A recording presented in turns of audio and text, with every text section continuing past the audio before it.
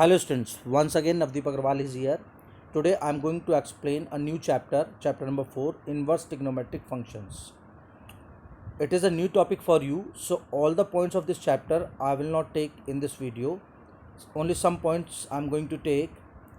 So you can see here, I will take 3 points: inverse trigonometric functions, domains and ranges of inverse trigonometric functions, and principal values of inverse trigonometric functions. So first point is inverse trigonometric functions. What are the inverse trigonometric functions? So to understand this point, you see here, if fx equals y is a function from set a to b, then x equals f inverse y is the inverse function from set b to set a. Why this first one is the function from set a to b? Here you can see we are putting x which belongs to set a, we are getting y which belongs to set b. That's why it is the function from set a to b. Now in second case you can see you are putting value of y which belongs to set b and you are getting x which belongs to set a. So that's why this is the function from set b to a. And by the definition of inverse functions, you know the function from set b to a is the inverse of the function from set a to b. In the same way, if you see, if you take sine theta equals x is a trigonometric function from r to close interval minus 1 to 1. In class 11th you have studied. Then domain of sine theta equals x means this trigonometric function domain is set of real numbers and range is the closed interval from minus 1 to plus 1. So theta equals sine inverse x will be the inverse trigonometric functions from closed interval minus 1 to plus 1 to closed interval minus pi by 2 to plus pi by 2. Why here in place of r minus pi by 2 to plus pi by 2 closed interval is there? Because in case of inverse functions, you know very well, in last video I told you, then range of first function becomes domain of second function and domain of first function becomes range of second function. But here it is not happening. Domain of first function is not becoming range of second function, but then also I am saying it is inverse function. I will tell you later in this video. First you have to understand here, this sine inverse x, this expression is the inverse trigonometric function. In the same way, for other trigonometric functions, inverse trigonometric functions are cos inverse x, tan inverse x, cosec inverse x, sec inverse x, and cot inverse x. Now second point is coming, domains and ranges of inverse trigonometric functions. So to understand this point, one thing you have to keep in the mind, actually inverse trigonometric functions are not the functions. Why they are not the functions, I will explain. You see here, if sine theta equals x is a trigonometric function where theta belongs to set of real numbers and x belongs to the closed interval minus 1 to 1. If I make an arrow diagram, and I take three values of theta, three different values of theta I am taking: pi by 6, 5 pi by 6, minus 7 pi by 6. And if I find sine pi by 6, sine 5 pi by 6 and sine minus 7 pi by 6, they will have the same value 1 upon 2. So here you can see three different values of theta are associated with the same element of the range. So it is a function. By the definition of function, one or more elements, they can have the same image, but one element cannot have more than one image. So it is a function. But here you can see it is not a one function. And by the definition of inverse function, function should be one onto function. When it is not one function, it is onto function. It will be onto function, but it is not one function. So it cannot have its inverse. So that's why sine inverse x equals theta is not the inverse function, is not the function, and that's why it is not the inverse function. So but we can make it inverse function. We can make it function and then inverse function. So for this, you see, I have taken here value of x 1 upon 2, and this value can be associated here with three angles. So one element is having three images, so that's why it is not a function, but I will make it a function. Many other angles will be there, but I have taken here only three angles. So how can we make it function? So in case of this function, this trigonometric function sin theta equals x, if I take theta equals,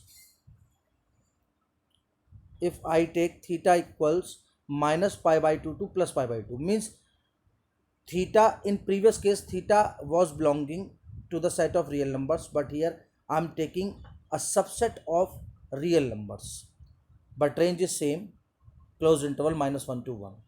Then if I do so, for different values of theta, different value will be there, you can see here. So now this function, this trigonometric function, I have made as a 1 1 onto function, and if it is 1 1 onto function, then 100% its inverse will exist, and it will also be a 1 1 onto function. So now you can see here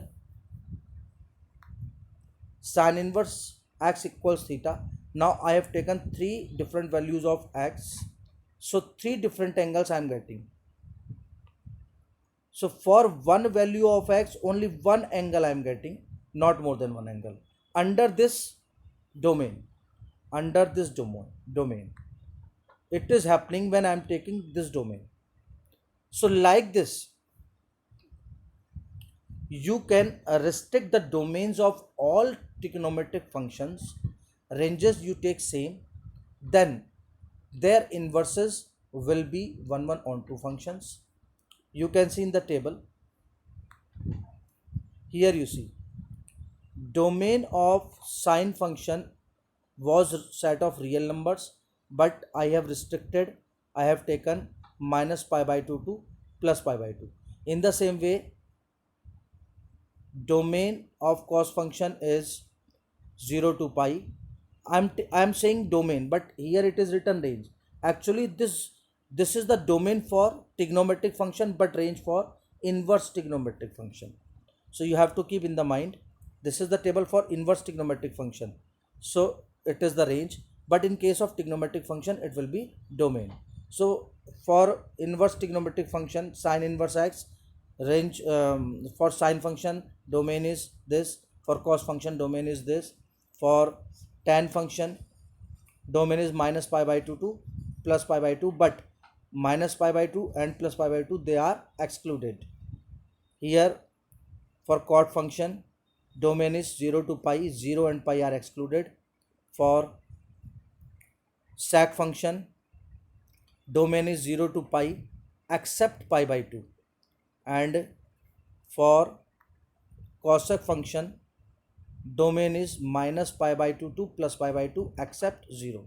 So you have to learn these ranges for inverse trigonometric function and domain for inverse trigonometric function. So domain and ranges are given, domain is this one, range is this one for inverse trigonometric function. Now third point is coming. What is the third point? Principal values of inverse trigonometric functions. So to understand this point, again you come to the table.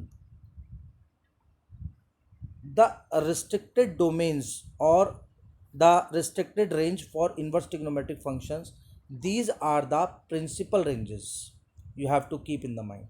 And if you are finding a value under these principal ranges, that will be the principal value. You can see here